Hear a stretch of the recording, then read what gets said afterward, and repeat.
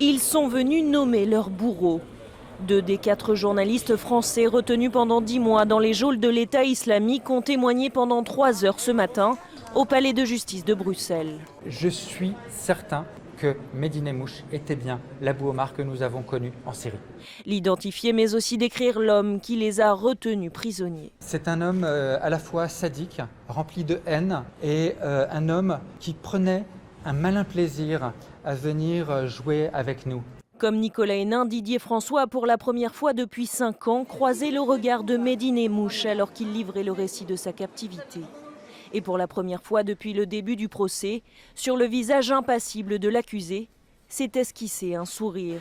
Il y a eu ce moment où vous expliquez qu'il vous appelait mon petit Didier, et puis ça l'a fait sourire, très franchement. Comment vous interprétez ça? C'est bien la preuve qu'on se connaît. Une preuve opposée à celui qui continue de nier être l'auteur de la tuerie du musée juif de Bruxelles. Si ce journaliste a décidé de témoigner, c'est aussi pour permettre de comprendre le drame qui a coûté la vie à 4 personnes le 24 mai 2014. Ce garçon avait de toute évidence prémédité ce crime antisémite. Des témoignages pourtant vivement condamnés par l'avocat français de la défense à la sortie de l'audience. On fait intervenir ces journalistes qui, eux, ne sont pas concernés par la tuerie du musée juif de Bruxelles. Donc il y a une confusion des genres inadmissible. À l'issue de son procès le 15 février, Mehdi Nemmouche pourrait être condamné à la réclusion criminelle à perpétuité.